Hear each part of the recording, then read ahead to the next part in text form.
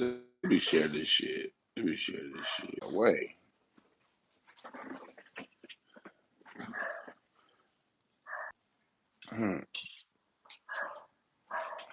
What up, y'all?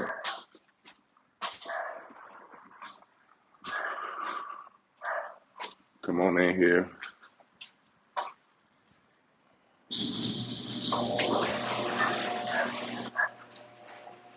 Some hot ass dog. I hear that dog. What's up, Breeze? Do you hear that dog barking? I don't know if y'all hear that dog barking. Man, damn, that shit ain't. That dog been barking like all goddamn day and night. And goddamn, did the owner have a stroke or some shit? What's up, Gail? Hell no, it ain't my dog. I ain't got no dog. If I had a dog, it'd be a real dog. Not no dog with no bitch ass bark like that.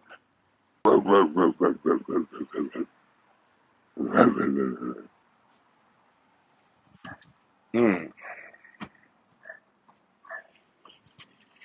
Ugh.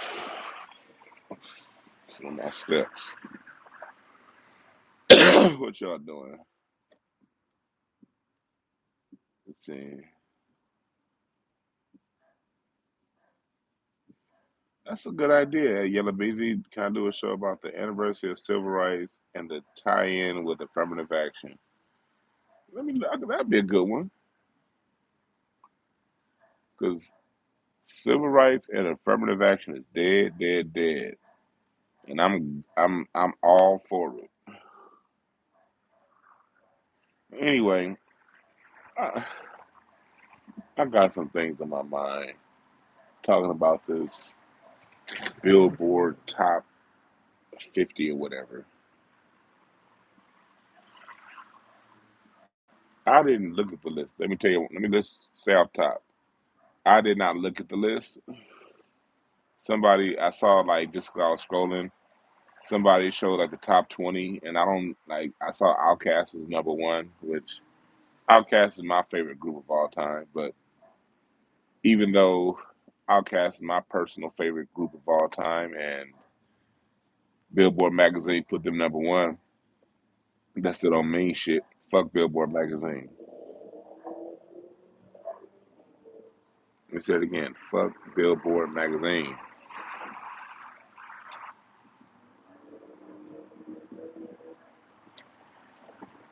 What can a white-owned publication tell me about my music? And that's what I want to talk about. What can these crackers tell you? What can they tell me? What can they tell us? I don't give a fuck if I agree or not. I saw I saw they had the Beastie Boys in the top 20. The Beastie Boys. And you know that's what they do. These white boys create lists like that just so they can insert themselves into relevancy. You gotta understand how white supremacy works on the publication side of the game, on the media side of the game. On the media side of the game, when it comes to that, all they care about is inserting themselves into our shit. So they'll create a top 10 list, a top 50 list, a top 200 list, or whatever to put themselves in the mix somewhere and have you niggas debating all goddamn day over who belongs where. I'm here to say I'm not debating. I don't even want to really give Billboard much energy. I would kind of want to have just a conversation amongst us. That's why and I could have done one, in the house, in the studio, but I'm like, no, I'm out here smoking the blunt. This just came to my mind while I'm smoking my blunt. I'll probably be done when I'm done smoking and back to listening to music. But they create these lists as a way to insert themselves into our shit. You know what I mean? That's number one. Number one, they created to insert themselves where they don't belong. Two, what they do with these lists, let's say everything on the list is 100% you in agreement with. So the fuck what? What does a white opinion matter when it comes to our art? We gotta ask that question. And this isn't being racist at all. It's just talking about them historically as a people. As a people, as a media, they've never had honest, good intentions by us. Never. It's always an angle. They're never honest about, they don't tell you who the originators of nothing are. They don't give proper credit to people when they're alive and their greatness. They just are totally disrespectful of the culture 95% of the time. And then the people who disrespect the culture, it would be different if they were respectful of our culture. And what I mean by respectful of our culture, making sure that the different genres we create are respected. Hiring black writers, black editors. American music is black. So a black chief editor, at least a third of the writers be black.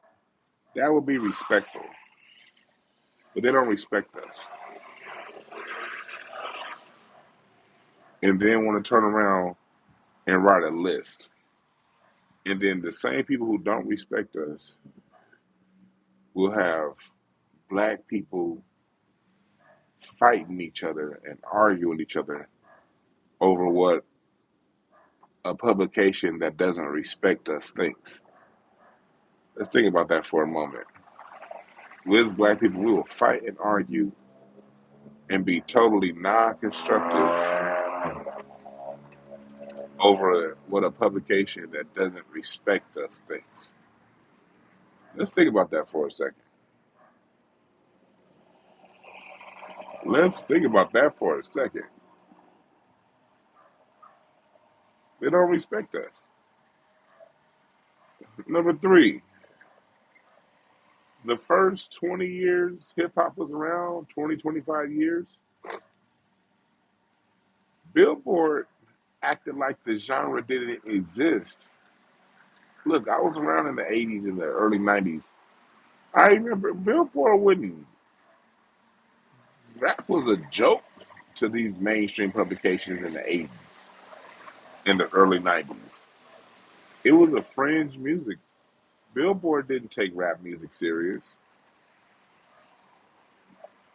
That's why we had black folks had to come out with Vibe magazine, and Benzino had to come up with the Source. And the reason why the Vibe magazine, the Source, and those black hip hop publications had space was because Rolling Stone magazine and Billboard magazine acted like rap music didn't exist.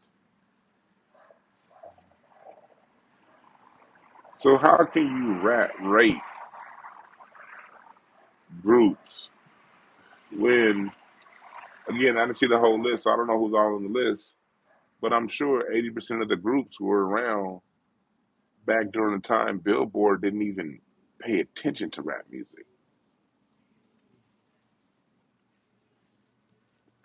That's the trip part about it.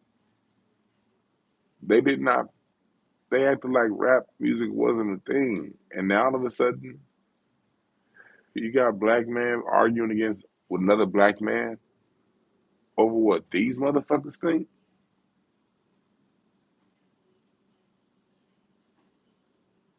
What kind of shit is that? Yeah, man, Moses, yeah, they do that to the history books. What's up, Yuki? Yeah, so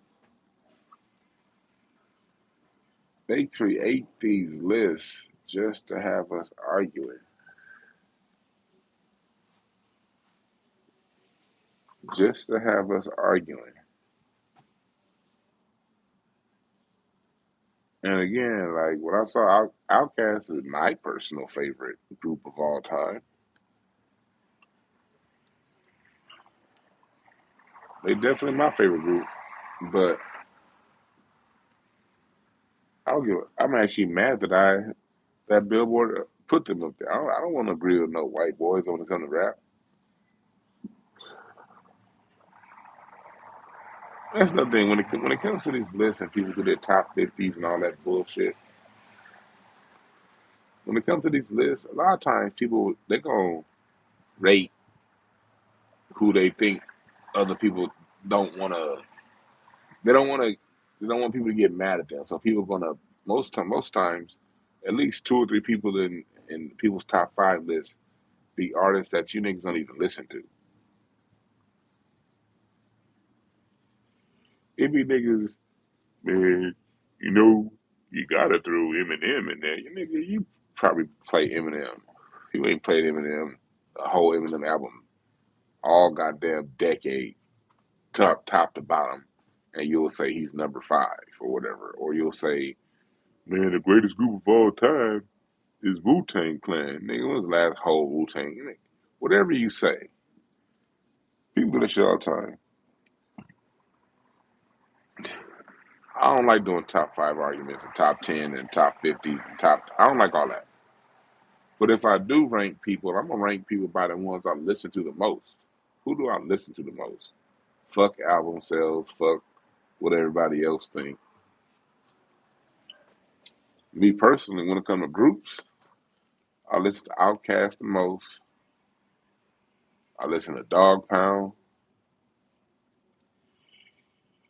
I listen to Tribe,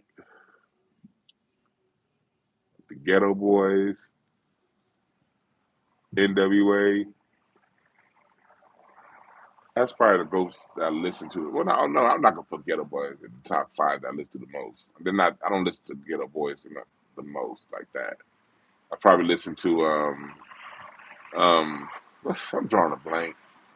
I'm so drawing a blank. Trady, Snoop, Trady, Snoop. Come on, y'all, help me, chat room. Trady and Snoop. Eastsiders. 213. Nigga, Snoop is in 3 of my favorite groups. Eastsiders, 213, and Dog Pound.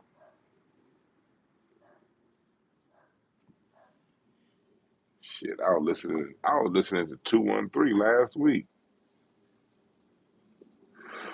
That whole album.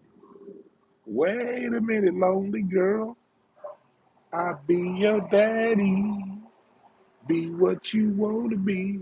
Sugar. Hell yeah, nigga.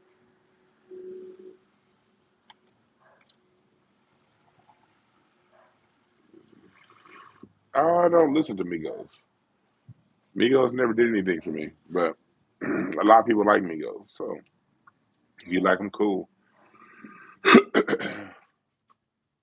Migos music to me is just is very boring and monotonous. I can't think of one Migos song that I can't say I dislike them. Their music is just boring and monotonous. Yeah, 4th of July in LA. That was a good one right there. I saw that shit. These niggas be having, see, Mexico right down the street. We get the Mexican fireworks here.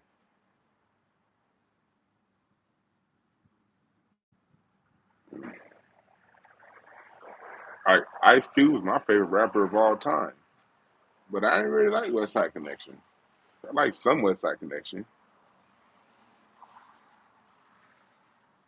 I like some West Side Connection, but I didn't listen to that much West Side Connection. These niggas going.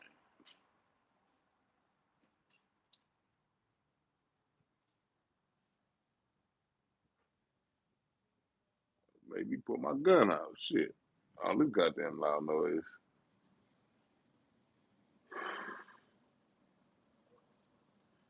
Yeah, Migos production to me was like, but music production over the last 30 years has been kind of like,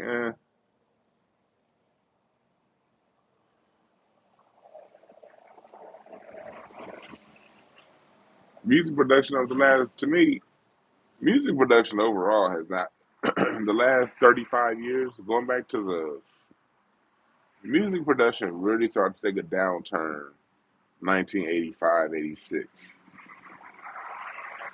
1985, 86, you started to see music production it started to become real cheesy. And then the cheese in music really started 84, 85. That's when music production started to get real cheesy.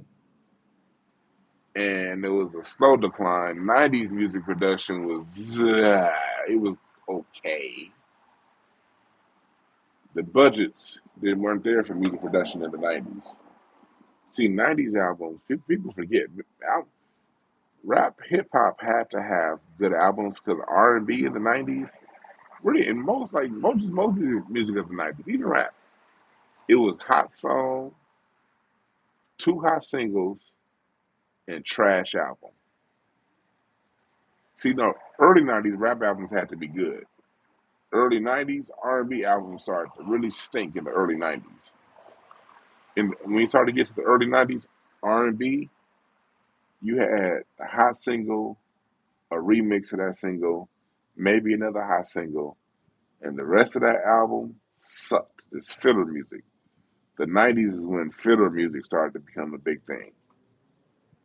80s too, but really 90s. A lot of filler music. And then when you got to the late 90s, then hip hop rap started having filler music within the albums. But hip hop rap before the mid 90s had good albums, but R&B just have a hot single or two in a remix, like and terrible albums with terrible music production. Oh my God, it would be so plastic and thrown together in the 90s, especially as you get to the late 90s and into the 2000s. Oh my God,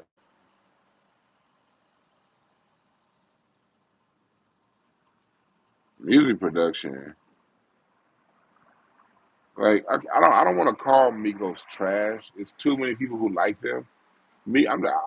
For Migos, I just say that that's just not my taste. I'm not gonna call them trash, but they can't hold my attention. Put it like that.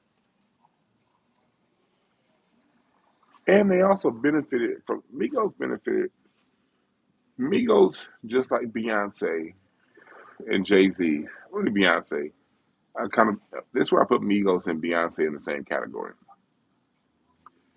They benefited from times there was no competition, no mainstream competition, I should say. There were a lot of great singers around during Beyonce's heyday, but Beyonce was the only person that got the promotion and the budgets to really put her albums out there. We're dealing with your Erica Badu's and your Jill Scotts. They never got 1/15th of Beyonce's budget, so their music can never compete as far as sales went. It was a higher quality. Erica Badu, Jill Scott made a higher quality music than Beyonce, but they never had the budgets to compete with her and the mainstream push. Beyonce was the only person getting the mainstream push when she was in her prime, as far as R rhythm and blues goes.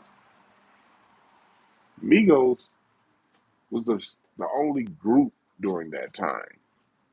It's not like Migos got a push more than they were really just the only thing out there. Record labels stopped funding groups a long time ago. See, record labels realized in the late 90s, if I got three acts, even two acts, five people in the act, five people in the group, four people in the group, two people in the group, the music is selling the same, but it's a bigger budget. If it's three people in the group, that's three hairstylists. That's 3 wardrobes. That's 3 plane tickets. That's 3 hotel rooms. So you gotta understand, as the 80s and 90s went along, music had a hostile takeover by corporations, not art. Like artists stopped making the decisions. Corporations make the decisions. See, when an artist, see, Barry Gordy was an artist at Motown. Gamble and Huff, they were artists. Sylvia Robinson, artists. These were artists. And an artist will fund a group 3 and 4 acts. They don't mind paying the extra money because it's about the music. With corporations, it's not about the music. With corporations, it's not about the music. It's about the money. So they don't put the money behind groups. Go back down that list that Billboard had. I didn't watch it, but I guarantee goddamn to you, mostly all the groups. I'll go so far as to say, without even looking at the list, 95% of those groups that were on that list started in the 80s or the 90s. They started before the year 2000. Somebody tell me if I'm right. I ain't even looked at the list. But I guarantee goddamn to you, 95% of that list, the group dropped their first album before 2000. Tell me if I'm right, without even looking.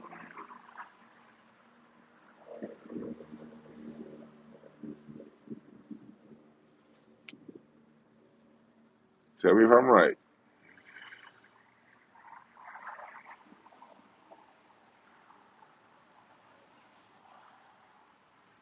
Because when the corporations took over the music, they're not paying 4 people. That's four. They all they see is 4 flights, 4 hairstylists, 4 wardrobe people, 4 different hotel rooms.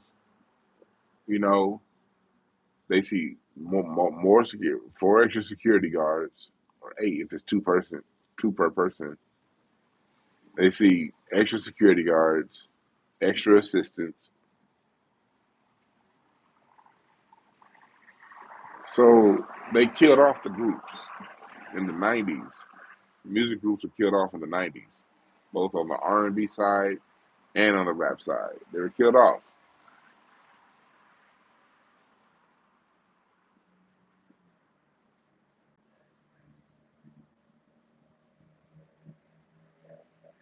So Migos benefited from a time they were like there wasn't really a competition in groups. See, in the 90s, you know, the Dog Pound's releasing an album one week, the UGK is releasing an album the next week. You see what I'm saying? Outkast week after that, the Wu-Tang Clan the next Tuesday, and then the week after that, you're gonna have X Clan release an album. You know, so for those people into groups, and again, this is before the internet, we always got to bring back the context of the time. See, nowadays you could just stream all 4 if you want. If 4 of the groups come out with an album in a month, you can stream all 4. Back then, you had to go down to the store and buy each album. And so, which albums sold back then came down to how much money a person had. They may have wanted all 4 albums this month, like only afford 1 or 2. So album sales meant a lot because they showed you what people's vote was with that dollar. I only got $30 this month to spend on music. You know, a lot of people. And albums were what at the time? $12, 15.99 if it's a double album. Back in the 90s, like CDs are like $12, wasn't they? Anywhere from $10 to $15 was the cost of a new CD back in the day, in 94, 95. So people had to choose with their dollars who they who they wanted to hear. They couldn't just play a flat $10 a month and listen to everybody.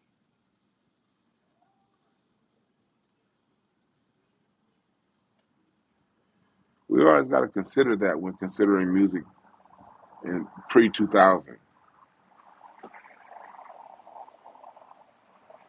always 2000 was the line of demarcation. That was the difference. That was the side because 2000, that's when Napster started coming in.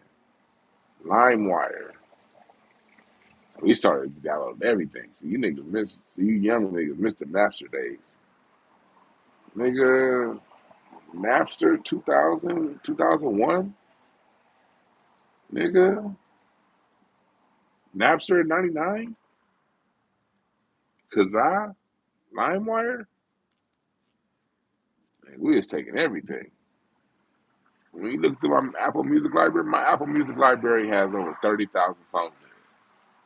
I would say a good 12 or 13,000 of my songs I have in my Apple Music library came from Napster. Like I got music in my Apple Music library today y'all can't get on iTunes. It's like I downloaded some very rare music back in the day. I still got all that shit. I got versions of songs that when I listen to them through the iTunes, it's different. I put all my back then. I was using external hard drives back then. I was putting my all my Napster music, nigga. I had my Dell laptop. I had my iMac and my Dell laptop, nigga. I was downloading on Napster, putting all that shit on my external hard drive.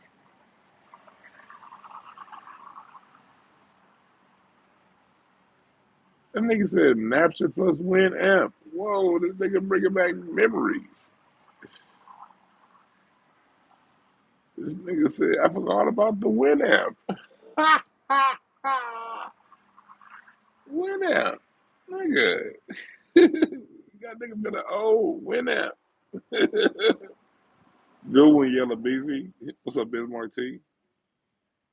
What's up, Boss of Queen? Nubia DNA, welcome, y'all. Hell yeah. Winamp was the shit. See, a lot of my old school music that I have, this is what happened with me. See, I have a great fucking memory, man. I gotta thank God for my memory. Here in LA, there was a there was a music station named KACE, 103.9 KACE, 103.9 KACE. And during the 90s, that station was actually founded by, what's his name? The Godfather. Y'all saw his special on Netflix. Rest in peace to his wife. I'm drawing a blank to his name. The Black Godfather. Why am I drawing? I see his face. What's his name? Help me out, chat. What's his name? The Black Godfather. His wife got murdered in his home two years ago. What's his name? I'm drawing a blank. I never knew who that was until I saw that. I used to run across him all the time at the Hollywood Bowl or on different music events. I used to run across him all the time. And then I turn around, I turn on Netflix. They got a whole goddamn documentary on him. Yeah, Clarence Avant. Clarence Avant.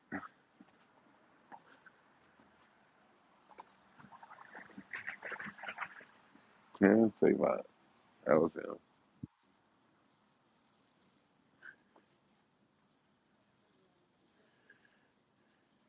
Clarence Avant.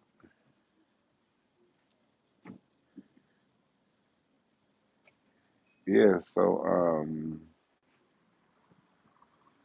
I said that to say with I drew back to what I was about to say. Yeah, that documentary was nice. I drew back to what I was gonna say. Before I talked about Clarence Avant, I thought I was gonna say something. I forgot what it was. God damn it, the one I lost my train of thought.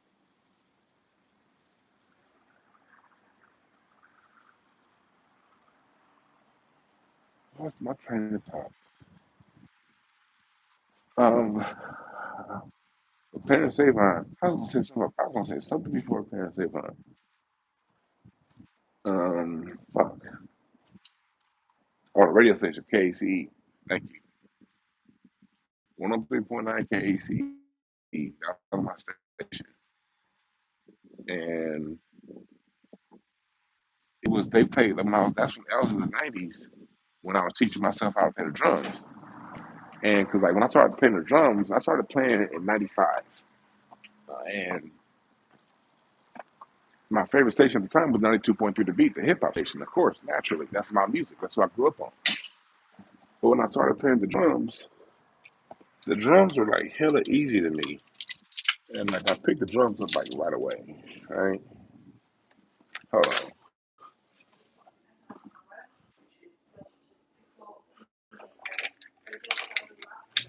Here we go. I picked up the drums right away. They were very easy for me playing rap. I remember the first song I played on the drums was "I Get Around" by Tupac and Digital Underground. When that song it was coming on the radio, and I finally put my first drum set together, and I sat down, and within an hour or two, I started playing "I Get Around" by Tupac, and so hip hop was easy. So that's how I discovered all that. The reason why my memory's so good with '70s music, I discovered that shit because I turned the station after listening to "I Get Around." I turned the station and I went to the old school station, Clarence Savon station, 103.9. I went to his station. The coverage might, I'm in my garage, the coverage might go out. I'm trying to roll a blunt, so if the coverage go out, I'm just going to hit reconnect, all right? But Clarence Savon's station was the old school station. Ooh, look at that. Look at that. Mm-hmm. Good shit.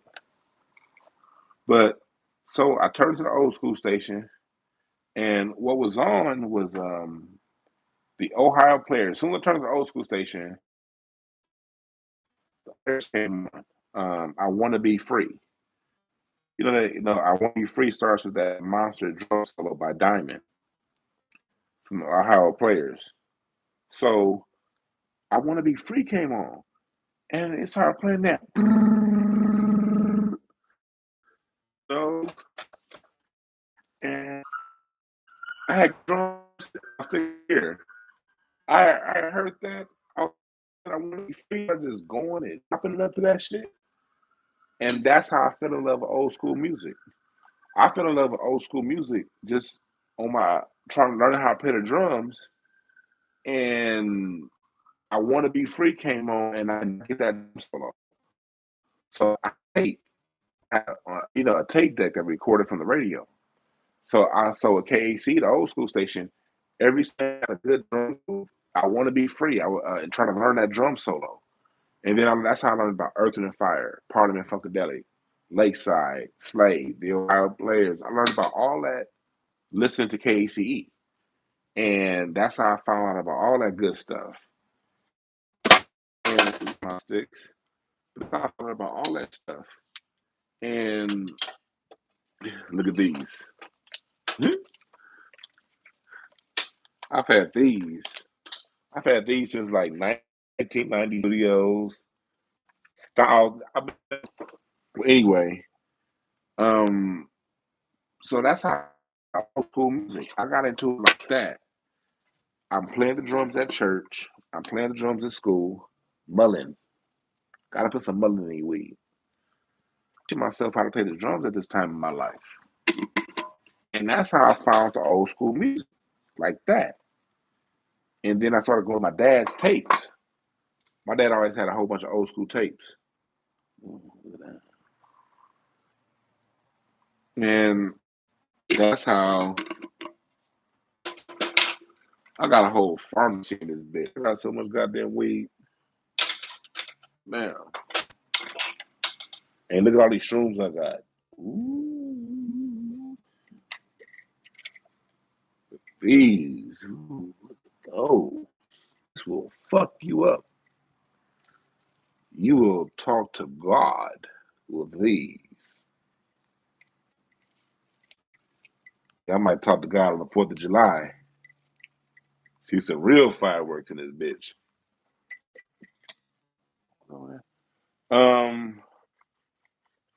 But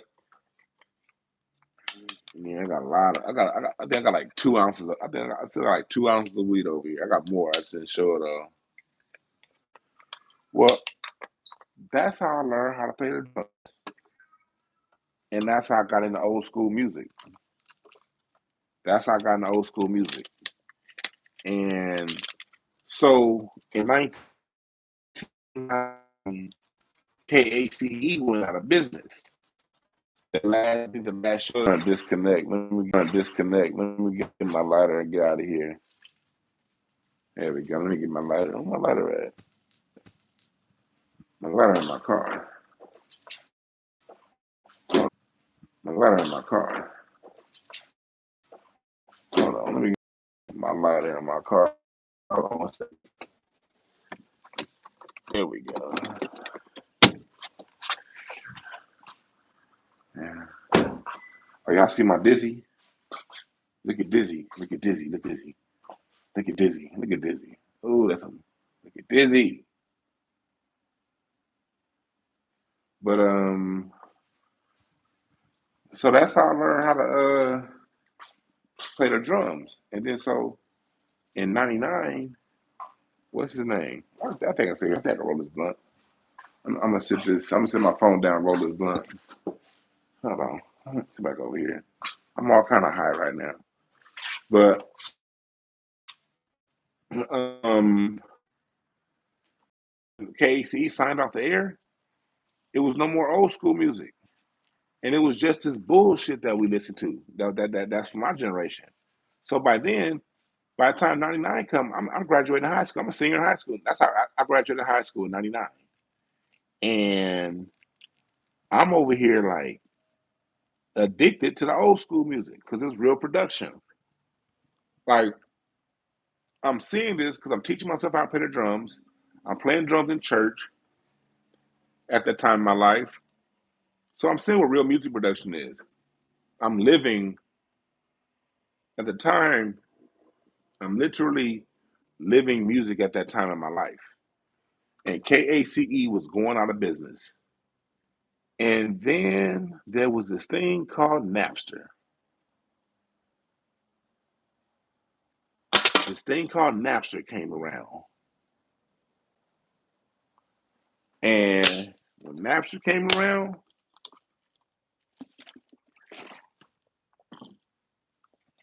I just memorized all those songs I used to hear on KACE. I mean, by the hundreds. And I would just go on Napster and download these songs one by one by one by one by one.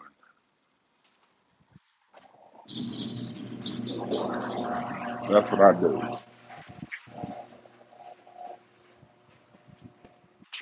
I went on Napster and remembered all them songs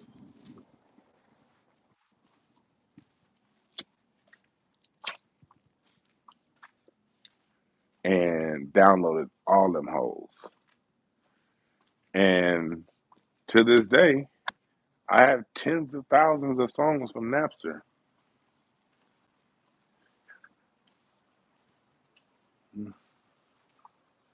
Mm, you dig?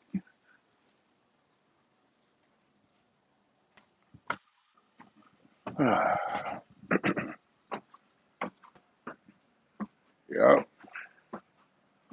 Come back here where the cell phone reception is good. Come back where the cell phone reception is good.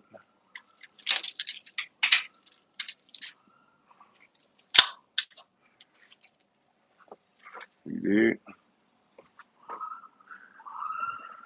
Oh shit.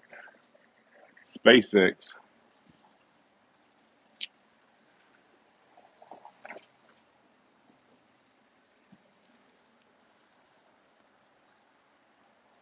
SpaceX is always moving some fucking satellite around here. At least I always be seeing satellites, like those little satellite caps and shit, whatever they do. I always see satellite SpaceX shit. And it's always this time of night. They shut the whole goddamn street down to move some SpaceX shit.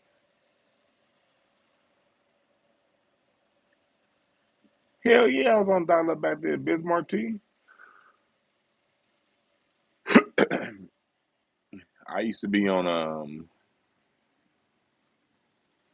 I remember I used to be in Yahoo. That's why I be laughing at you niggas. Like I've changed a lot. I'm not changed. I've just gotten older, a little different. And I more so channel my art now. But in the '90s, nigga, too early. I used to be in Yahoo chat on my 56K modem, trolling everybody. My Yahoo chat name, I got that shit like in '95, '96. It was called, my Yahoo chat name was These Nuts 81.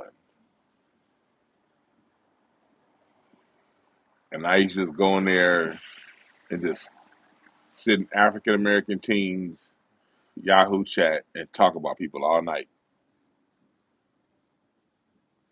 with my 56K modem. And then it was bad because we had gotten this new line. My mom had gotten a new line put in the phone, put in the wall, but that line was full of static. So I'd be in the middle of a roasting session, and then my 56K modem would drop out, the static. I was like, man, something wrong with the computer. And then I ended up putting the phone line in a different phone line, and it never dropped again. Or you would be in there like on the internet talking shit, and then my mom would be like, I need to use the phone. Like, fuck. I just finished telling this nigga his mama looked like Sammy Sosa. And I just finished telling this nigga the worst things possible. Then my mom be like, or somebody get you with a good joke, and then I'd be ready to go back. Then my mom be like, I gotta use the phone. I'm like, man, fuck.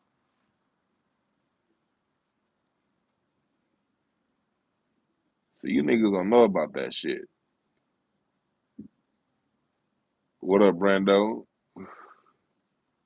See, now I didn't have AOL this. I had Earthlink back then. We had Earthlink, and I would be on in Yahoo chat through my Netscape browser. I'd be on Netscape, and then I was mad because Netscape didn't really work well with Yahoo. So I would browse with Netscape, but then I would use Microsoft Internet Explorer to get in Yahoo chat because I was on a Mac. And back then, I see you niggas on Apple devices now y'all don't know what the struggle. See, the reason why I was on Apple devices back in the '90s, y'all, early 2000s, when most of this internet shit was not compatible. I'd be in Yahoo chat with regular gray writing, and everyone else be using cheetah chat with this big bold lettering and shit. I couldn't use none of that shit because I was on a Mac. So most of the shit on the internet didn't work on a Mac at that time.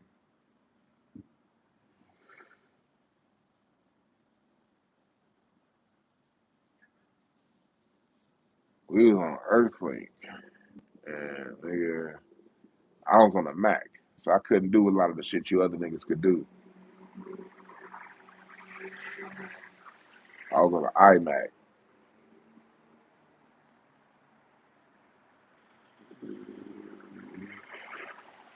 Yeah, nigga. Yeah, I'm pre iMac. My first Mac was a Macintosh LC3. I'll never forget it. I think my mom got it like in '92. We got that Mac, yeah, around '92. I remember it was right after Michael Jackson. It was like, yeah, like, because that was my first like CD.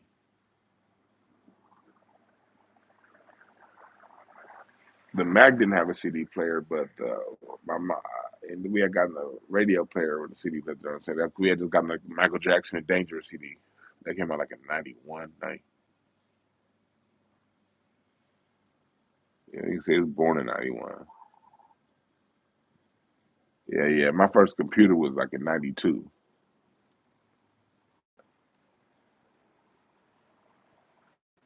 And that shit was and back in 92, most niggas did not have a computer. I remember when we got our shit, like none of my friends had a computer. I was the first, well, I was like one of the first of my friends that had a computer in the house.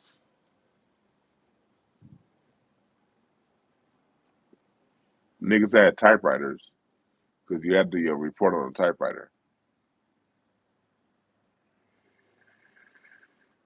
He said computers are useless. No, they weren't. Shit. Computers are very useful, especially if you were serious about your schoolwork. And I remember because we used to get encyclopedias. I remember when we can get encyclopedias on the RAM disk. You mean to tell me we don't have to buy these 26 encyclopedia books? We can get them on a RAM disk, nigga. What? I used to be on. Nigga, I used to love my computer. I used to be on my computer all the time in '93 before the internet. MS DOS, yeah.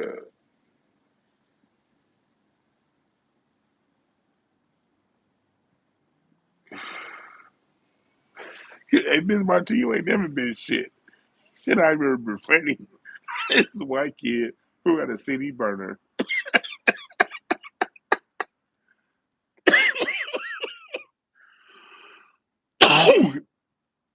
I'm laughing because niggas used to do shit like that back in the day. Yeah, you had this. I'm back in 95, 90, no, 93, 90, like 93, 94. I befriended this white kid who mom used to work at the forum where the Lakers played. It was a white dude named Steve. He started talking about going to the forum for different events. So I befriended this white boy, and we ended up, man. See, when wrestling, WWF wrestling used to come to town, they always come to the sports arena. They never went to the forum. The first year they went to the forum, I was with white boy Steve, and we had third row seats on the aisle. And I'll never forget when Lex Luger came walking down the aisle. I think I was like 13. I grabbed that motherfucker. I grabbed Lex Luger by that nigga by his bicep. That motherfucker was strong as hell. I remember thinking like, God damn, this nigga Lex Luger arm felt like a brick. And then that same white boy, we went to a Laker game. This was the year the Lakers didn't make the 1 year of my childhood. That's how dope it was. Been like it has been a Laker fan. The Lakers only miss the playoffs 1 year my whole childhood, and that was the '93, '94 season. And I remember that was James Worthy's last year, and White Boy Steve got us courtside seats. That's when Sedell 3 was on the Lakers. Nick Van Exel was a rookie. Um, this was the year before. I think it was the year before Eddie Jones got. No, was Eddie Jones there? I just remember Nick Van Exel being a rookie, and Sedell 3.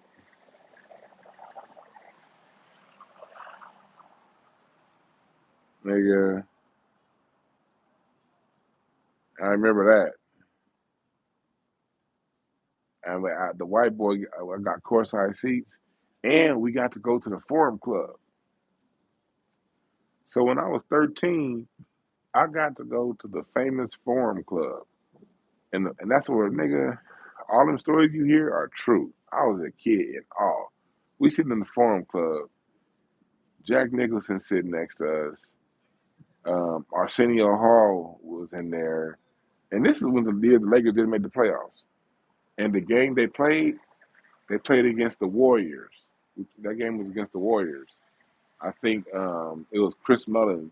Chris Mullin was still on the Warriors at the time, and I think Tim Hardaway was too. Mitch Richmond was gone, but it was Tim Hardaway and Chris Mullin's last season together with the Warriors, and that's who they played against. And Magic Johnson was the coach. This was that happened. If y'all remember, Magic coached for one half of the season after he had AIDS. It was that season. So nigga, and the coaches had to go through the Forum Club to get to the locker. That's how crazy Jerry Buss designed the Forum. I'm not Jerry Buss, Jack ain't come. You had to go through the Forum Club to get to the locker room. So I remember seeing Magic come through. This is when the Arsenio Hall show was at its peak. This is '94. This is back when Arsenio Hall was having Farrakhan on, Michael Jackson, Eddie Murphy. Nigga, that shit was fucking. I was like, but that was the benefit of befriending the white boy. So I feel you, Biz Markie. If I never befriended the white boy, I never would have had that experience. And then that's when I also got to see how things change. See, I befriended the white boy when I was in the seventh grade. In elementary school and middle school, white kids and black kids, for the most part, get along. I didn't really have any white. I went to an all black elementary school. I went to an elementary school in the jungles. That shit was all black. I didn't see no white people. But in that one semester, we had this white dude kid from Poland named Lukasz. He went to our school for like one semester, but he was from Poland. He was like new from Poland, and he had said a Poland. We was like, "Where the fuck is Poland? We niggas in the jungles, and this is 1991. Y'all remember that scene on Boys in the Hood when young Trey was walking home from school and kids and the dude punched the dude out and when they're shooting dice. Remember he was walking down that street? Well, nigga, that's that street that he was walking past was Hillcrest Elementary. Hillcrest was right down the street from my school. Like you could literally see Hillcrest Elementary from my elementary school. So I went to school on that same block, on that scene on Boys in the Hood when Trey saw that kid. So that was the environment I grew up in. And so we didn't see no white people. That one white boy said that we didn't even have any Mexicans in our school. I think we had like two Mexicans. Everybody else was black. But in middle school, I went to Overwright Middle School. And Overwright is in Westchester. Westchester is an all white neighborhood with a 97% black school. Overwright Middle School and Westchester High School. Y'all heard of Westchester High School if you watch basketball, Trevor, Ariza, Amir Johnson. Like 25 niggas in the NBA over the last 20 years went to Westchester High School, my school. And that's why I stopped playing basketball. I was hooping, but then all them NBA niggas started coming. I was like, shit, I gotta play. I'm gonna go play the drums, nigga. I can't compete with these NBA niggas. But I digress. So, but I saw in middle school, at Overwright in middle school, the white kids and the black kids, for the most part, would kick it, you know? But then eighth grade, it started to change. Like sixth and seventh grade, the white boys, and we all had a cool white friend in sixth, seventh grade, a few cool white friends. And me and my wife talk about it because me and my wife went to the same middle school and high school. So we talk about this all the time, how sixth, seventh grade, we was cool with the white boys and the white girls. Well, I didn't really know the white girls. I didn't even fuck with white girls back then. But in eighth grade, you started to see that change. Like the white boy that you was cool with in seventh grade, by the time you got to eighth grade, that motherfucker looked right through you like you don't exist. And that's how it was with me and Steve. Me and Steve in the seventh grade, we went to go see wrestling, got third row seats on the aisle, and we was on the aisle too. Sat courtside at the Laker game. I got to talk to Sedell 3. I mean, literally with my feet on the Great Western Forum floor. I could die saying I once stood on the Great Western Forum floor. I stood on Staples Center floor many a times. That's different though. The Forum is special to us Laker fans. And so I'll forever get a chance to say that. I stood on the Forum floor. And because I was cool with the white boy. But then the white boy turned white. By the time you get to eighth grade, y'all don't even be like kicking it like that. Then by the time you get to ninth grade, go to high school, it's like you motherfuckers never knew each other.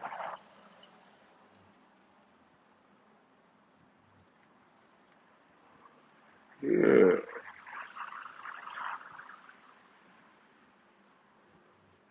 What's up, Mark?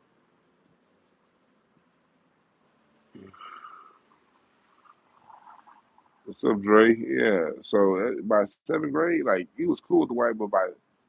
And oftentimes it wasn't even us. It would be the white boy. You go to like, you be like, "What's up, Shane?" And they be like, they look at you funny. You be like, "Oh, okay, cool, all right." I remember that all eighth grade. What up, Steve? You good? Yeah, I'm fine. Just walk away. You be like, "Oh, okay." We were just at the Laker game 6 months ago, but all right, cool. And the rest of eighth grade, I may have spoken to Steve once. And then by the time we got to ninth grade and got to Westchester High School, Steve was at Westchester basically the first, yeah, 2 or 3 years I was there. Then he left and graduated from a different high school. But it was like we would see each other almost every day. And it was like neither of us existed,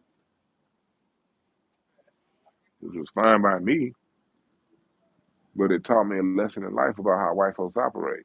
You know, I got to see real early on what the game was.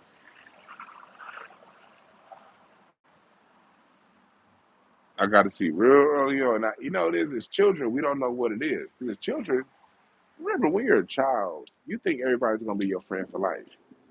You don't know in the sixth grade that you know this these people the person ain't gonna a person somebody wasn't gonna be your friend is if they changed schools, sure, or they did something like real dirty, like they stole something for you. That's different. But like even in elementary school, you fight your friends. Nigga, we fight and be friends after lunch. I've gotten down with a few friends in elementary school. You get down with your friends, then you get back to being friends. You don't really have concept of people not being your friend anymore, especially the black people. We so personal with our stuff and so emotional and attached. So I got baptized in cool one day, not cool the next day from white people. I had a couple of white friends over at middle school. Steve was just one of them. Another one of my white friends is a white boy named Michael Glock. His last name was, I wonder if he was related to us. I don't know. But his last name was Glock in the back. And me and Mike Glock had a lot of classes together, sixth and seventh grade. We was hella cool. By the time we get to eighth grade, this motherfucker would be drawing swastikas on his paper and just did not fuck. I remember a couple of the black kids about to get together and whoop his ass, and he ended up changing schools. They saw him drawing that swastika on his paper. But Mike Glock was cool as fuck sixth and seventh grade. We were like, what happened? It was another kid named Shane, white boy named Shane. Shane used to hoop with us. Shane, and me and my wife was talking about Shane about a year ago. Shane was cool as fuck. Cool white boy. He knew, nigga, he was the white boy that would listen to Outkast. This when Outkast was new. This is when they first dropped. Shane liked Outkast when they first dropped. Shane knew all them songs, all the lyrics from the Chronic. Like Shane was cool as fuck when the Chronic dropped. I remember Shane's walking class, Mr. Busta, where you at? And you know, as a kid, you know, I ain't gonna act like I've always been this militant. When white boys related to you, you be thinking, oh shit, the white boys down with black people. I had no concept in the sixth grade that people could be cool with our culture but not cool with us. That wasn't a concept in the sixth grade. The sixth grade, I'm thinking if you like black music, you like black people, you know? Shane used to hoop,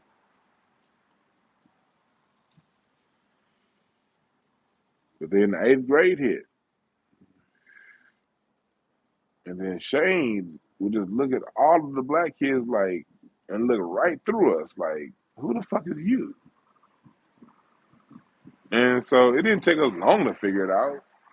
I'm just talking about in June when school ended, Shane was cool than a motherfucker. But when September, when school started again, Shane, like, he wasn't coming. We be like, Shane, come to the basketball court. Shane stopped coming to the basketball court. So we realized that about 2 weeks into the school semester, 2 or 3 weeks into the school semester, like, oh, I guess Shane don't fuck with us no more.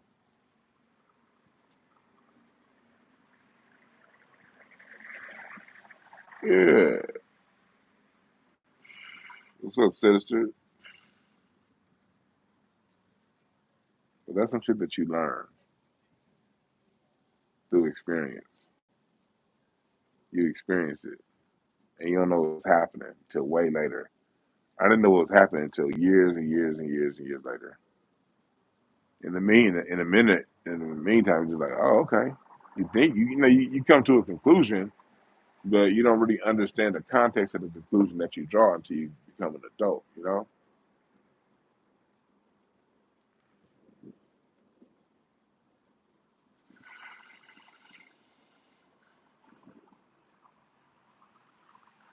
Yeah.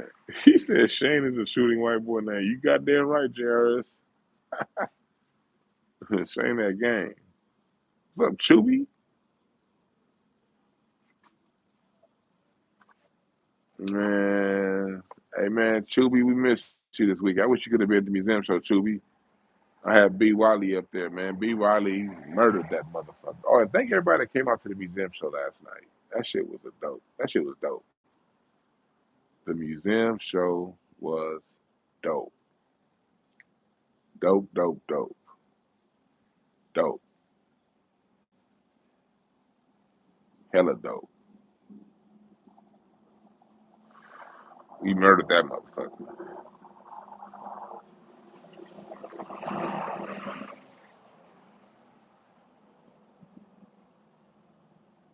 He said brought up me and Brandon. Why you bring up a Brandon? I don't care with Brandon. I got love for Brandon. That's my dog still. I got love for everybody. I got love for Craig Facts. Everybody for Craig Facts. He said he got mad. Oh, he said last minute car trouble marked by Smith.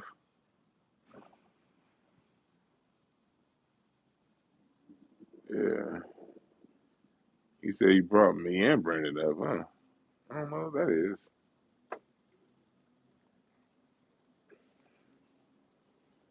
I got love for all them niggas. I be busy as fuck. I got my documentary coming out. I'm dropping the pilot to my documentary next sometime in the next couple weeks. And we're gonna have a crowdfunding. I'm gonna want some of y'all to, not all of y'all, if I get everybody that follows me on YouTube to donate $10 to my documentary. All of my subscribers donated $10, nigga. Y'all know what we gonna do if I get all y'all to donate $10 to the documentary? Man,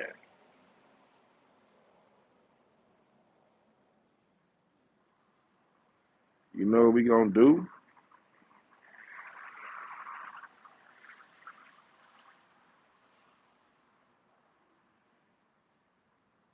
You know what we gonna do?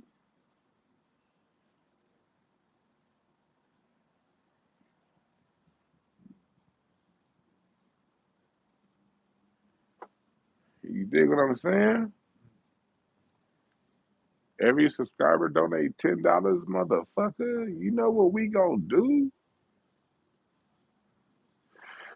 Y'all gonna see the pilot and be impressed, but in the full music documentary, and I'll be talking about this Billboard shit in the documentary. It's gonna be a series.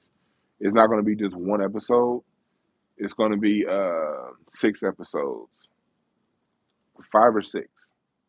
I'm not sure yet. It's gonna be 5 or 6 episodes, mini series. It's gonna be a documentary mini series, and we're gonna talk about music going back to the 1600s, maybe even before that.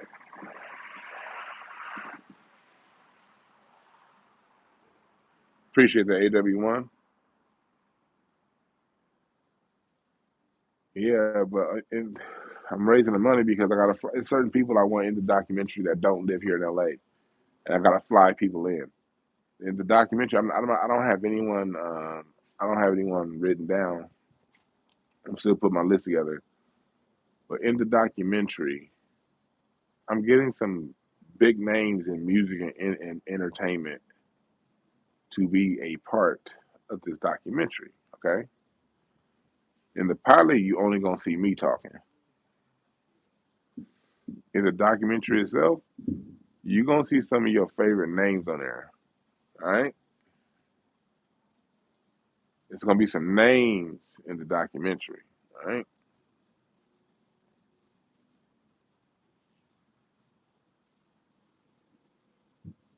Yeah, like Kim Burns but Jazz, but way better. Yeah.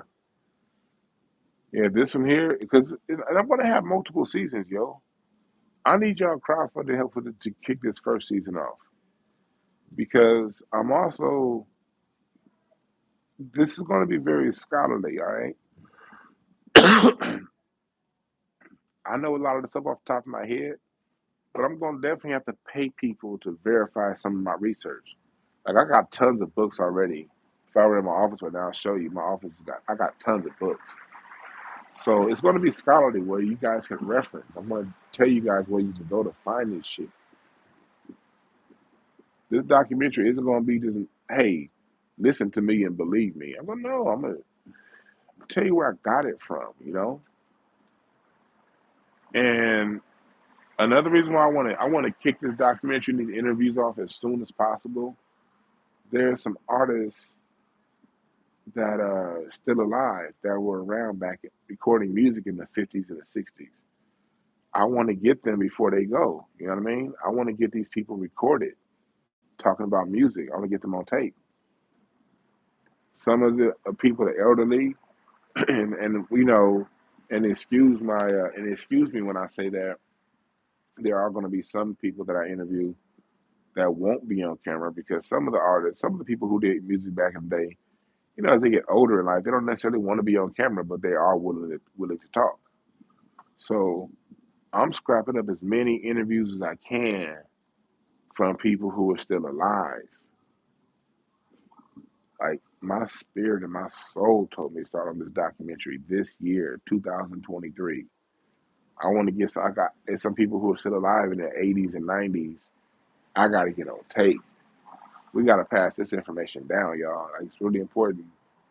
It's really important that we pass this information down. Like part of my mission in this documentary is for you to hear from the artists themselves how they recorded music in the 50s and the 60s and the 70s. Back because those to me, 50 through the 70s was the greatest era of recorded music ever. The live orchestration. I already got some of my father-in-law on tape talking about but I want to actually get some more of him on tape talking about how like recording music in the 60s. They'll record a session. It may be 60 musicians in there. It might be a full orchestra in the middle, piano, horns, and they will record a song sight reading. They may have time to rehearse the song once or twice, and then it's record. Because back then, studio time was very expensive, and they didn't have all that editing. There was only one track and two track recording. One track recording, and one track recording meaning everything had to be recorded at the same time. And um, the soon or in two track recording, the singer maybe be on one track by himself, and the whole band would be the other track. And they would have to sight read the music. I want these stories in the doc. I need you guys to hear these stories from these people firsthand. I want you guys to hear these people who are recording music in the 50s and 60s talk about how where the inspiration came from. I want you guys to hear for themselves. No, they were not listening to any fucking Jamaicans or Puerto Ricans. No disrespect to Jamaicans and Puerto Ricans. But in the 60s, they weren't listening to anything from Jamaica and Puerto Rico when they was creating this music. in the 70s. They weren't listening to none of that stuff. And then I'm interviewing people who I have a list of artists who currently record music and been recording music in the 80s and 90s. And I want you guys to hear firsthand how those recording artists of the 80s and 90s and the 2000s got their inspirations from the people who are recording music in the 50s, 60s, and 70s. And I'm going to show you a cultural continuity within our music to show you. And we're going to talk about how important gospel music is to music, and how gospel is the symbiotic relationship between gospel and the blues, and how all music is rooted in blues, jazz. We're going to break all this shit down scholarly.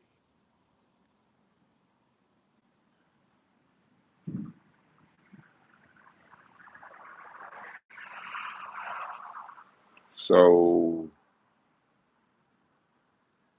yeah, we're going to break this shit down because hands off our cultural legacy, hands off our creations. As Black Americans, we kindly share our creations with everybody.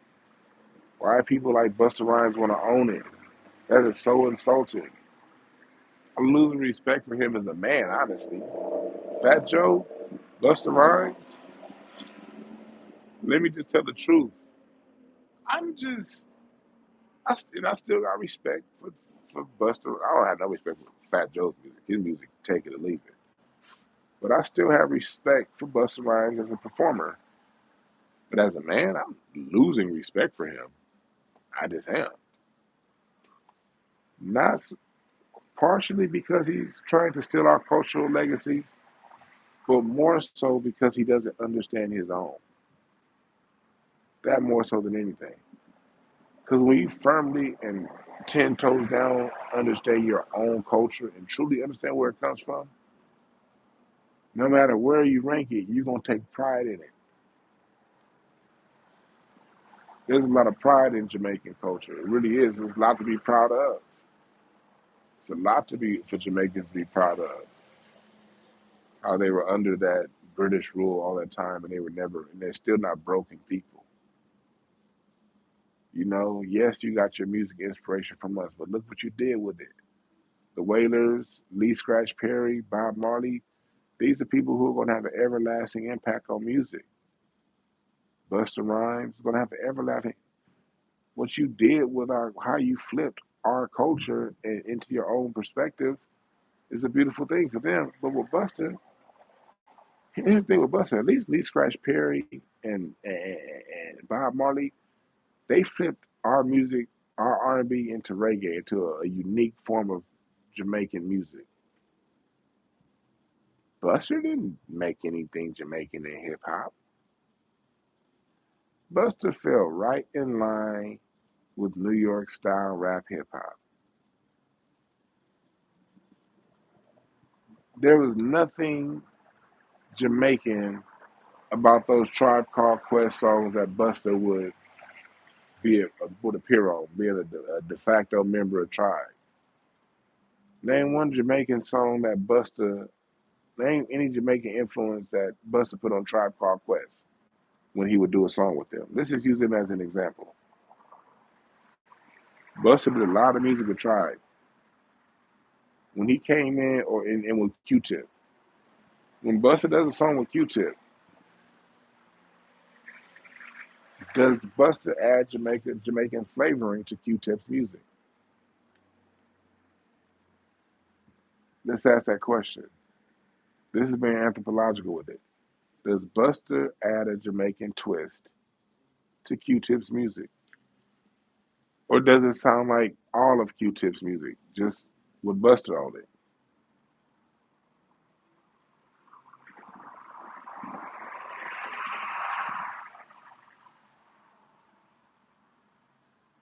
You dig what I'm saying? That's how you test. When people like Buster say these things, that's how you test what they say. Okay, where is the Jamaican in your music production, Buster Rhymes?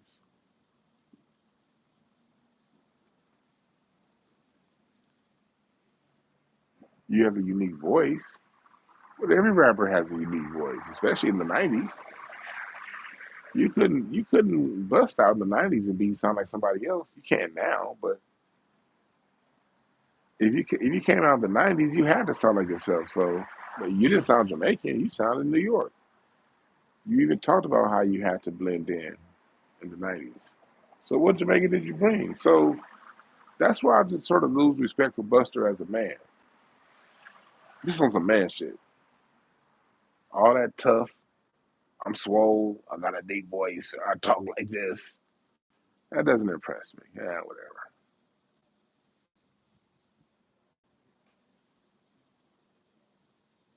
How you move impresses me. Your character impresses me. Do you know yourself? That impresses me. You want to impress me? Show me that you know yourself, or at least you're on the path to finding out yourself. That's how you impress me. Show me you know you know yourself, or you're at least on the path to figuring out who that is. All this lying about, if you're gonna be so bombastically, boldly speaking in public about something, if you don't take the time to learn what you're speaking about, that don't impress me. It's enough niggas that run their mouth all goddamn day that don't take the time to learn what the fuck they talking about. That's just weird. I don't have a big platform. I don't have Buster's reach. But with the little ass platform that I got, I make time. I make certain to know what the fuck I'm talking about before I talk to y'all. You know what I mean? I make sure that if you guys have a question for me, I can at least point you in the right direction. I'll tell you the difference between if I channel something, because I channel, like when I read cards, I channel all the time when I read cards. I'll tell y'all that. When I read cards, I channel. That's not knowledge. That's not inner knowledge. That's knowledge I connect to from the universe. But my historical knowledge, I'll tell you where I got it from. Why the fuck do I want to hoard information? All of us need to be smart.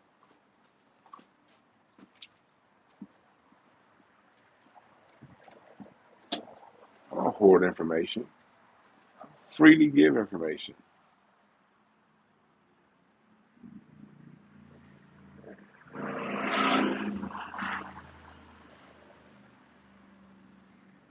So, but that goes back to this Billboard shit that we talking about.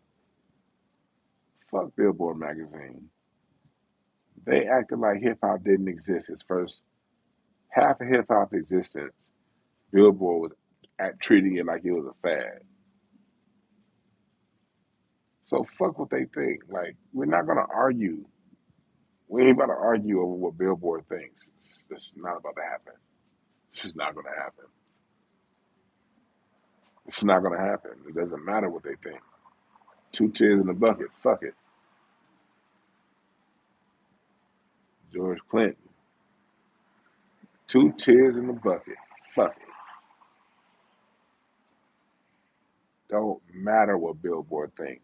They white boys who care what they think about our music. It really doesn't matter. Would you care? Do you care about the thoughts of two 7 year olds? Would you listen to a 7 year old tell you about music? That's how I feel about listening to these white boys talk about music. Fuck them. And Outkast is my favorite group of all time. And I saw they had Outkast #1. I don't give a fuck. Fuck them. Fuck them. They don't matter.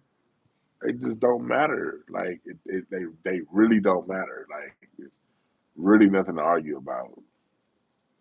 I don't care that they put a white group in the top 20, whatever. I don't care. It doesn't matter. It's Billboard. Fuck them. Like for real. Fuck them.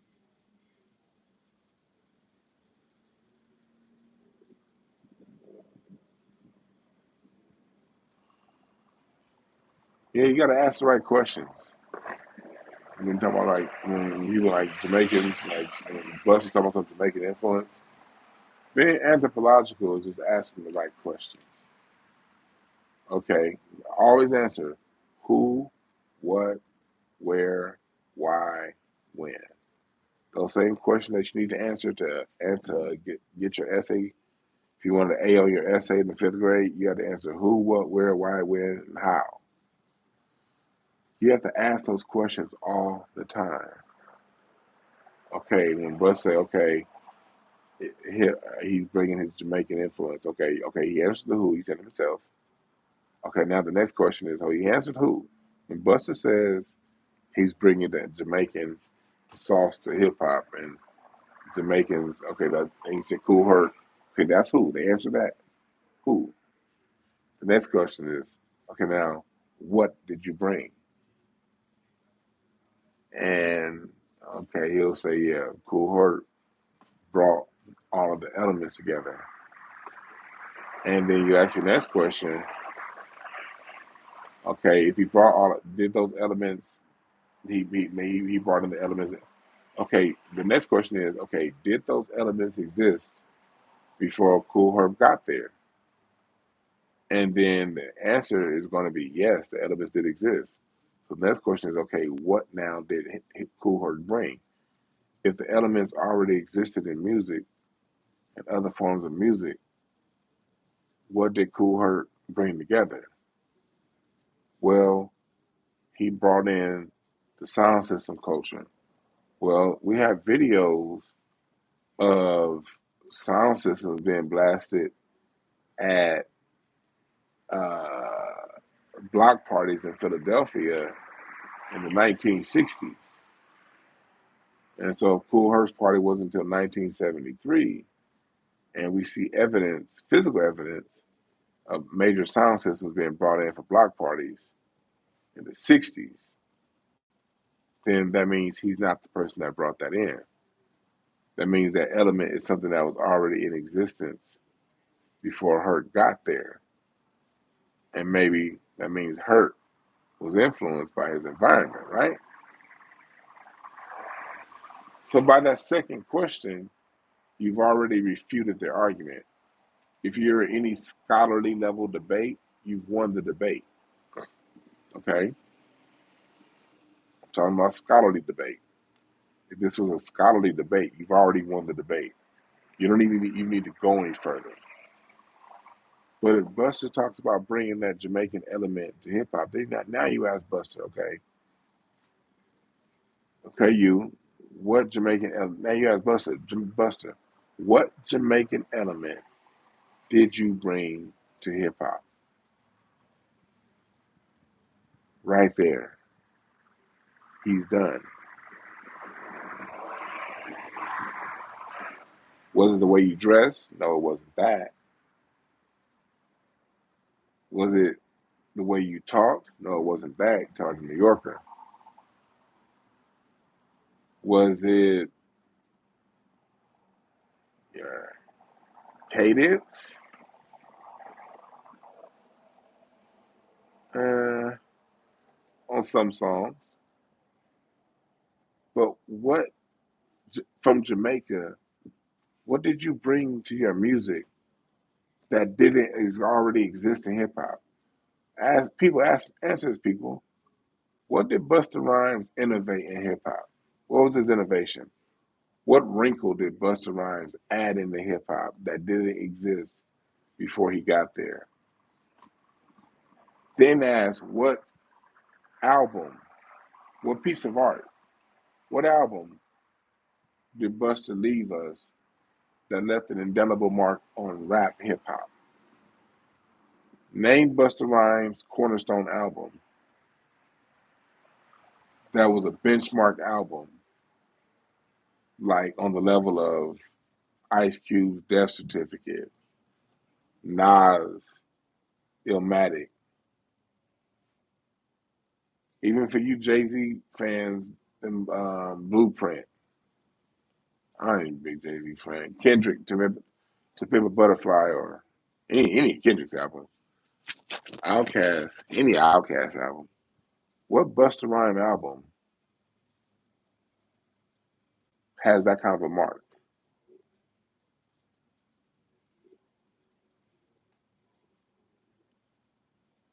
Is there one?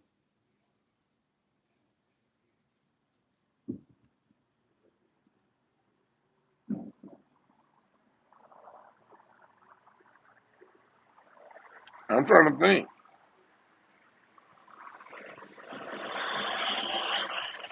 Yeah, just his voice. That's all.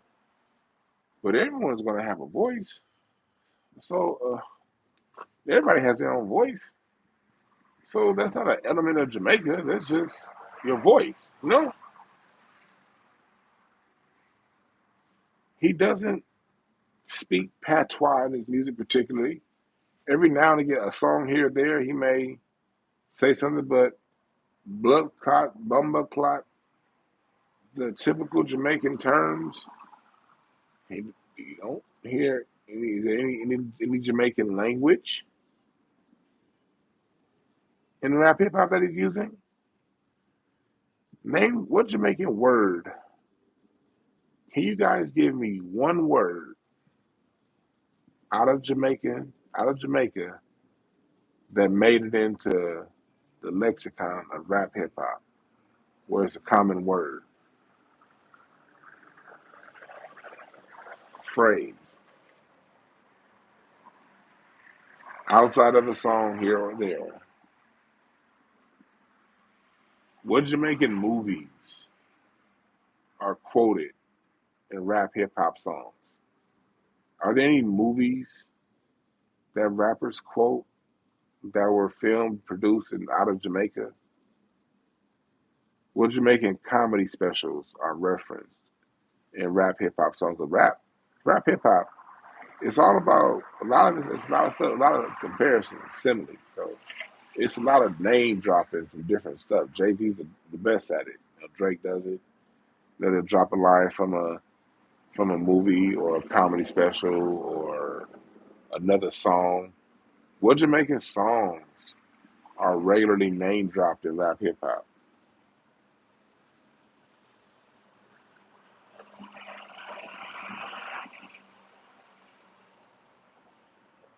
In Moses that Busta's features stand out more than his album. Correct. Correct. And question in Moses, in Busta's features, what Jamaican element does Busta bring to his features? What Jamaican element does he add to in the music he's featuring in on someone else's song?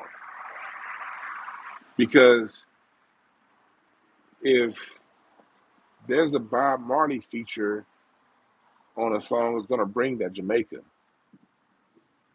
groove. You know, when people bring in Ziggy Marley or Damian Marley, or if one of those guys come in on the song, you definitely bringing Jamaican stylings and energy to the music. The way they pronounce their words, you know, the vocal stylings. Nigga, when Lauren Hill came out with that "Turn your lights down low and open your window curtain," nigga, that song, "I want to give you some love." That's a dope ass song by Lauren Hill.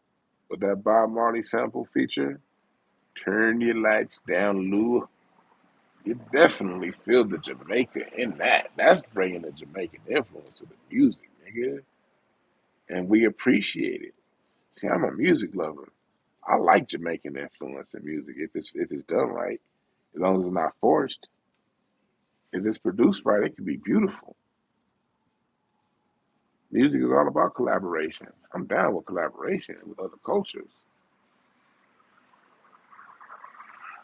I'm down with that. But don't come in being 100% American, but just because you was born somewhere else talking about something you bringing. No, you ain't bringing shit.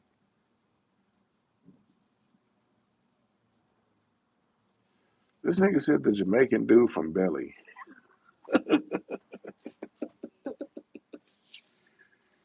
Oh, you niggas are stupid.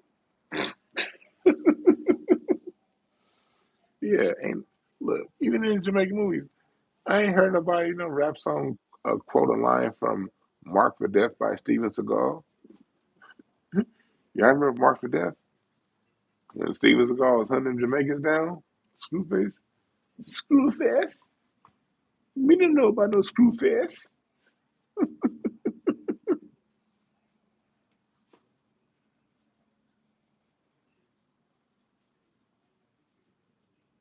This nigga said, yeah, just be, so that, if you want to answer, and I say answer who, what, when, where, and why, we didn't even have to get past what to refute the Cool Herc and the Busta Rhymes thing. Because if you do the Cool Herc win 1973, we can blow that out the water when it comes to rap, when it comes to all these elements. And that's been happening. Speaker systems in the park, that was going on. Home footage of I saw that home footage of a damn block party in Philadelphia in 1967 with big ass speakers outside. Like that's the thing with New Yorkers. New Yorkers grew up thinking that the world just revolves around them, and it doesn't. There's shit going on in the world all around them. They just don't fucking know because they're so goddamn self-insulated and self-infatuated. There's shit going on in the world all around them, but because they're so engulfed in New York culture, they don't even know what's going on. So New York do some shit in 1973 that niggas was doing in Philadelphia in 1967, and New Yorkers think that they invented it. You see how that worked? You see how that worked? That's the downside of being all totally into New York. New York is the only thing that don't exist. You ain't been outside of your borough. Just because you seen it happen in your borough first, don't mean that's the first place it fucking happened.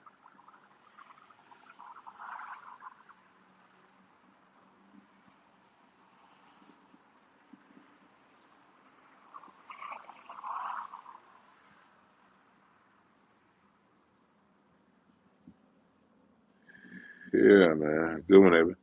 Evan said, what Black American cities have organized crime and from what groups? Yeah. I think his name is JD Informant.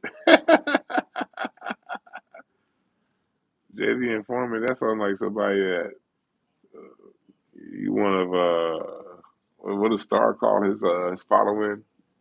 He calls him the I think a Star show is funny as fuck. I just recently got into the Star Report like in the last couple months. Like I'm like shit, cause I don't really lately, y'all. Let me tell y'all the truth. I've been watching a whole bunch of bullshit on YouTube lately. I ain't been. I'm telling y'all the truth.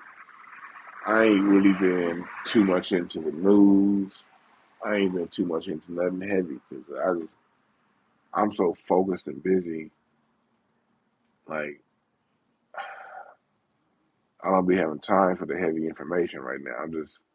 I'm in research. The heavy information I'm doing right now is my research, my documentary. I'm being research, y'all, just making sure I'm right. When I come to y'all, I want to come to you, y'all niggas correct. So I'll be heavy into that. When I watch TV, it be some bullshit.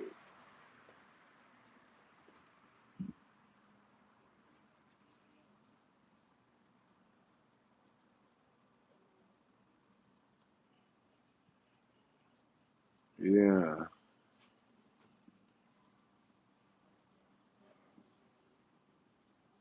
yeah, but it's just what it is. When it comes to our music, we gotta protect our stuff, and part of protecting our culture is not giving a fuck about what these white publications think about it. Good, bad, or indifferent. Good, bad, or indifferent. I don't care if you agree with them 1 through 50. They still don't matter. We gotta stop caring about what other cultures think about our shit. It doesn't matter what they think. I don't see Billboard doing the top 200 yodelers list of all time. Who are the top 500 yodelers of all time? Um, uh, Willie Ray, Willie Ray Hutchinson of West Virginia, uh, Bobby Earl Brethnikoff of goddamn Eastern Pennsylvania. They ain't got no top 25 yodelers list. They ain't got no top 25. Um, they ain't got no top 25 skiffle music or they ain't got no top 50 '80s rock bands, do they? They ain't got no top 50 motherfucking. They ain't talking about that shit. They talking about our shit. When the main people that got on that list, they was acting like they didn't exist. When Eric B and Rakim was around, Billboard acted like them motherfuckers did not exist. When NWA was making way, if they did talk about rap, it was in a negative way. It was, what is NWA doing? It wasn't nothing positive when they talked about rap back in them days. Excuse me, but I don't think I've ever seen the UGK on Billboard. I don't think I've ever seen them. I don't think I've ever seen the Dog Pound get a feature in Billboard magazine.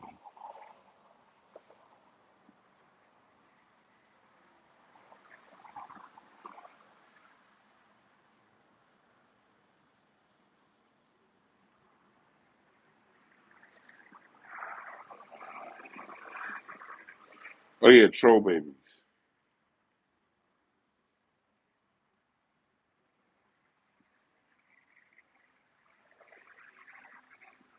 That's they're called Troll Babies.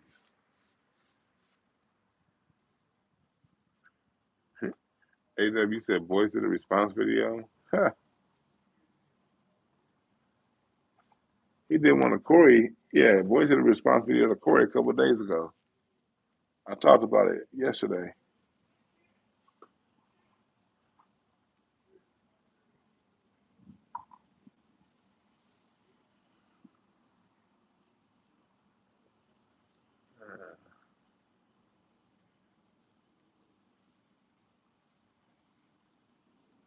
Yeah, man.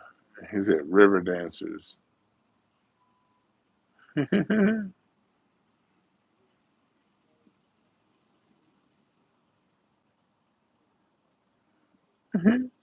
Yeah, I've never seen a top 25 River Dancer on Billboard.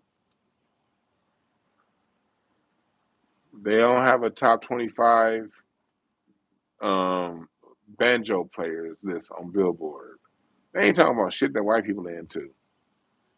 They ain't got a top 50 um, acoustic guitarist, alternative folk guitarist list, do they? They ain't talking about no top 25 folk music list. They ain't talking about no top 25 rockabilly blues artists. They ain't talking about the top 25 uh, grunge bands of all time.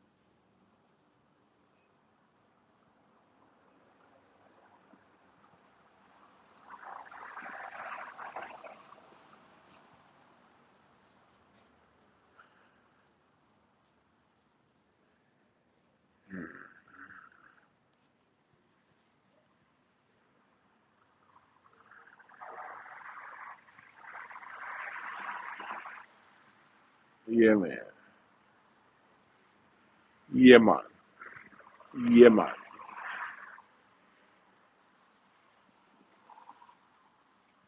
Yeah, man.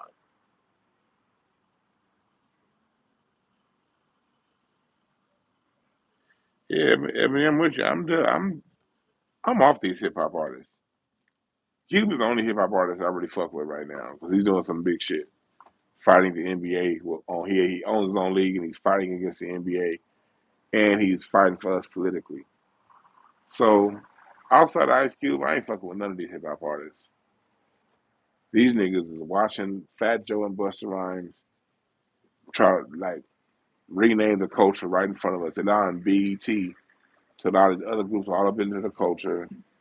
They ain't saying nothing about what's going on politically in the world with us. You know, black people are going through some hard times. How many of these artists, rap artists, are releasing music that's speaking to what we're going through as a people? Mass gentrification.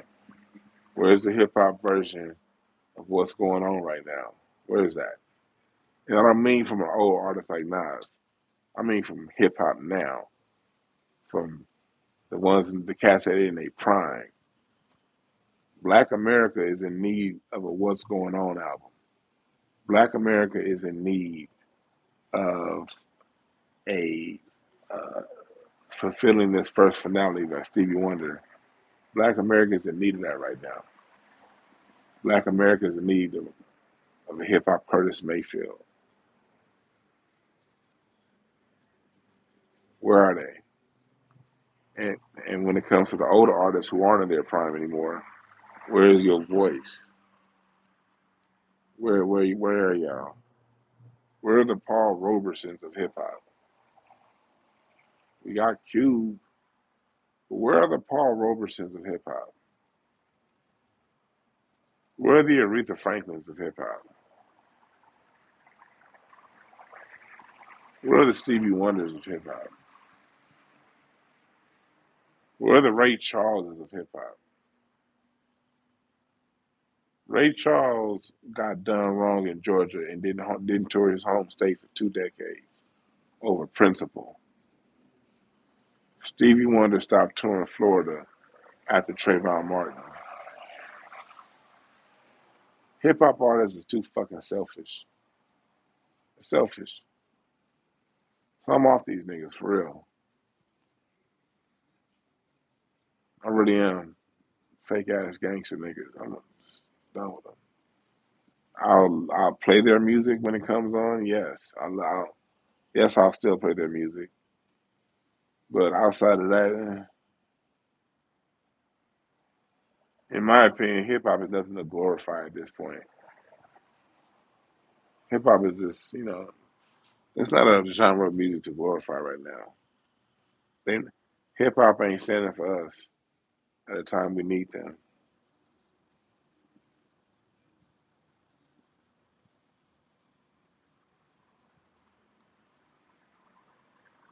Where are these niggas?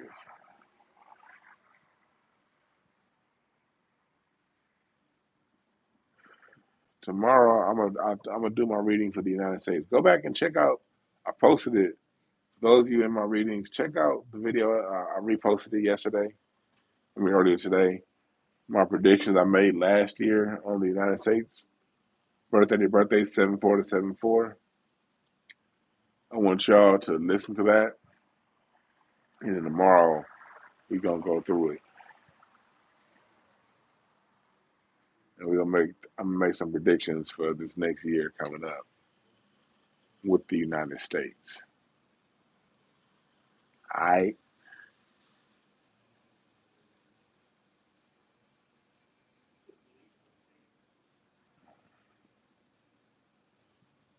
yeah. Yeah, you're right about that, Canterbury. Prince did put both of them on, and both of them niggas is Democrats now.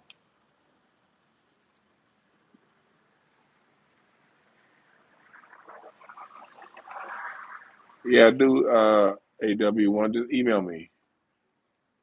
I have packages on the website. Email me. I can tell you which package, but the packages are on the website for the memberships. I got the memberships on the site for the car for the console and set for that. So just email me info@dwannb.com.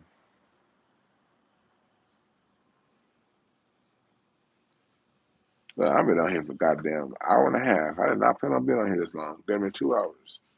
I'm going to be back home with y'all tomorrow doing my readings. God damn. I am not going to be on this long. But info at DwannB.com. DWANNB. Info at DwannB.com. That's my email address. Alright.